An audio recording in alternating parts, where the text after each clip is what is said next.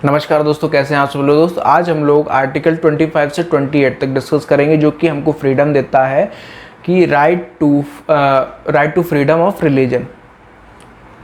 इस चीज़ की हमको फ्रीडम आर्टिकल 25 से 28 पे मिली हुई है, मतलब बेसिकली 25 में मिली हुई है। ठीक है, तो बहुत सारे केसेस भी अगर आपने सुने हो तो ये आर्टिकल 25 के ऊपर बहुत चले हैं ये केसेस। बात करते हैं हम लोग। तो आर्टिकल 25, सबसे पहले आर्टिकल 25 आपको फ्रीडम देता है कि आपके पास फ्रीडम है कंसाइंस की, आपके पास फ्रीडम है कि आप अपना जो रिलीजन है उसको प्रोफेस कर सको, प्रैक्टिस कर सको, प्रोपोगेट कर सको। प्रोपोगेट फैलाना, प्रैक्टिस करना मतलब प्रैक्टिस करना, ठीक है। और दूसरा प्रोफेस करना कि आप एज अ प्रोफेशन भी ले सकते, पुजारी वगैरह, ठीक है। और कॉन्साइंस मतलब थॉट्स, कि आपके पास फ्रीडम है थॉट्स का। रिलीजन से रिलेटेड ही बात कर रहा है ये, कि आपके पास फ्रीडम है कंसाइंस का। तो बेसिकली ये तो क्लियर है, कुछ ज़्यादा है नहीं इसमें। इसका हम केस देख लेते हैं, दो केस हैं बहुत इंपॉर्टेंट केस। एक तो बिल्कुल लेटेस्ट है। सबसे पहले अपन देखते हैं Mohammed Hanif Qureshi versus state of Bihar. क्या हुआ था? काउ स्लॉटर पे बैन लग गया था। काउ स्लॉटर पे बैन लग गया था। अब मुस्लिम कम्युनिटी ने बोला कि यार ये तो आर्टिकल 25 का हमारा वायलेशन है। क्यों? क्योंकि जो बकरी ईद पर काऊ को सेक्रीफाइस करना, ये तो मतलब हमारा मतलब एक एसेंशियल पार्ट है हमारे रिलीजन का, कि बकरी ईद पर तो हम जो सेक्रीफाइस करते हैं काऊ को, वो एक एसेंशियल प्रैक्टिस है हमारी। तो इसको आप बैन कर रहे हो, तो ये तो आर्टिकल 25 का वायलेशन है हमारा। तो सुप्रीम कोर्ट ने इस केस में ये बोला कि एसेंशियल प्रैक्टिस नहीं है ये काऊ सेक्रीफाइस करना, काऊ स्लॉटरिंग बकरी ईद पर एक एसेंशियल प्रैक्टिस नहीं है आपकी। तो इस पर जो भी एसेंशियल प्रैक्टिस नहीं होती है उस पर रेगुलेशन लगाया जा सकता है, उसको रेगुलेट किया जा सकता है। ठीक, ये साफ कर दिया सुप्रीम कोर्ट ने। ऐसा ही एक सिमिलर केस आया था, रेशम versus state of Karnataka and others. इसको हिजाब वर्डिक्ट भी बोला जाता है कर्नाटक हाई कोर्ट का, क्योंकि आपने देखा होगा कि क्या हुआ था इस केस में। एक स्कूल ने हिजाब पर बैन लगा दिया था कि आप स्कूल में हिजाब नहीं पहन सकते, ठीक है। तो अब इसी पर जो कम्युनिटी है, जो ये पिटिशनर है, उन्होंने ये बोला कि जो हिजाब है वो हमारा एक एसेंशियल प्रैक्टिस है, एसेंशियल प्रैक्टिस है ये हमारा। तो उसमें जो कर्नाटक हाई कोर्ट है उसने यही सेम टू सेम बात बोली कि एसेंशियल प्रैक्टिस नहीं है हिजाब आपका, आपके रिलीजन का हिजाब जो एसेंशियल प्रैक्टिस नहीं है, और ये रीजनेबल रिस्ट्रिक्शन के अंडर आता है। और स्कूल के पास ये एक राइट है कि वो अपनी स्कूल यूनिफॉर्म तो कम से कम प्रिस्क्राइब कर सके कि आपको ये पहन के आना है, तो आपको उस हिसाब से ही चलना पड़ेगा। ये आपके एक रीजनेबल रेस्ट्रिक्शन के अंडर आता है। और आप बोल रहे हो कि हिजाब जो है वो एक एसेंशियल प्रैक्टिस है, तो सुप्रीम हाई कोर्ट ने बोल दिया कि नहीं है, ठीक है।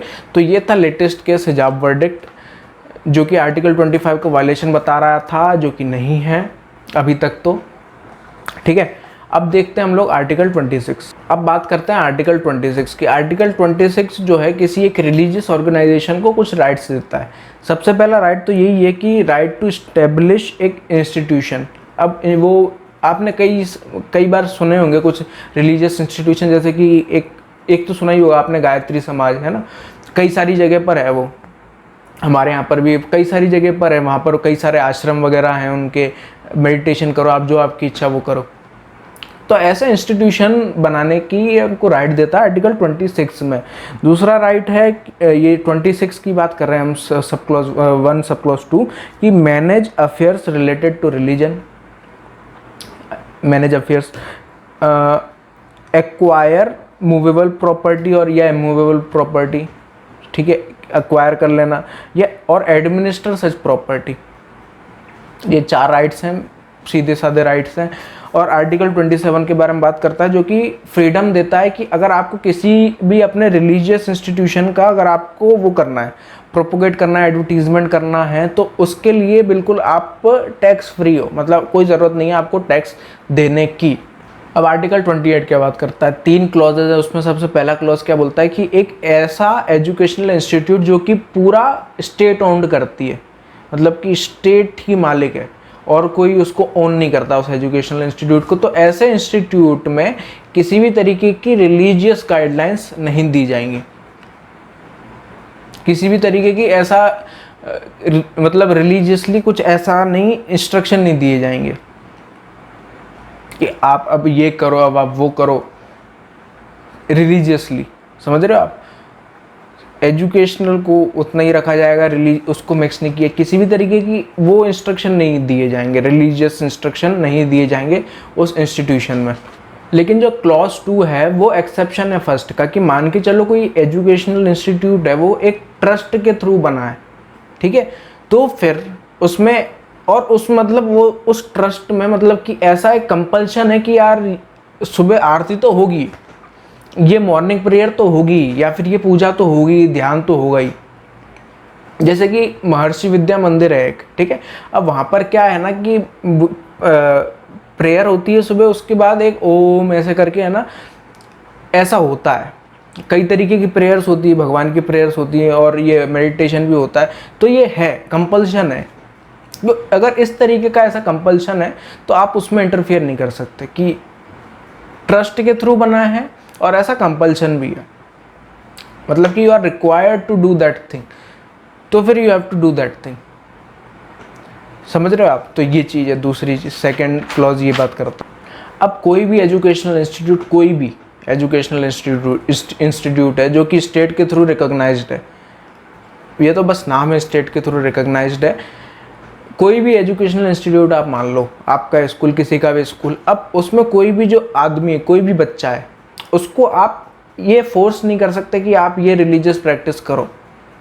समझ रहे हो आप? मतलब कि आप ऐसा नहीं बोल सकते कि यार यहाँ पर अगर कोई प्रेयर चल रही है तो दूसरे रिलीजन या किसी भी रिलीजन के आप ये नहीं बोल सकते आप ये करो वो करो। पूजा चल रही है, आप पूजा में नहीं, आप रिलीजियस प्रैक्टिस के लिए आप बोल ही नहीं सकते, आप किसी भी आदमी को आप नहीं बोल सकते। ये इसमें थर्ड में प्रोहिबिट किया हुआ है, थर्ड क्लॉज में। अब एक केस है एन आदित्यनन वर्सेस ट्रवंकोर देवोस्वाम बोर्ड। अब इस केस में क्या हुआ था? अब इस केस में ये सबसे पहले तो ये पूछा गया था कि यार जो पुजारी होते हैं उनको ब्राह्मण होना ज़रूरी है क्या? मतलब कि क्या मोनोपोली है क्या ब्राह्मण्स की पुजारी के टाइम पर? क्या नॉन ब्राह्मण जो है, जो कि ब्राह्मण नहीं है, क्या वो पुजारी बन सकता है क्या? तो इसमें सुप्रीम कोर्ट ने ये बोला कि बिल्कुल मोनोपोली थोड़ी है ब्राह्मण की, आप बन सकते हो। नॉन ब्राह्मण जो है, जो कि ब्राह्मण नहीं है एक आदमी, वो एक पुजारी बन सकता है। बस शर्त ये है कि जो भी रीति रिवाज हैं उसको, मतलब सबसे पहले तो पुजारी का पूरा नॉलेज होना चाहिए, और जो वेद हैं और जो भी ज़रूरी चीज़ है पुजारी बनने के लिए वो सब आपके अंदर होनी चाहिए। आप क्वालिफाइड हो तो आप आ जाओ, बिल्कुल बन जाओ, कौन मना कर रहा है आपको? इस सुप्रीम कोर्ट ने साफ साफ कर दी। तो दोस्तों ये था आर्टिकल 25 से 28। उम्मीद करता हूँ आपको समझ में आया होगा। हम फिर मिलें किसी नई वीडियो के साथ, तब तक के लिए थैंक यू वेरी मच।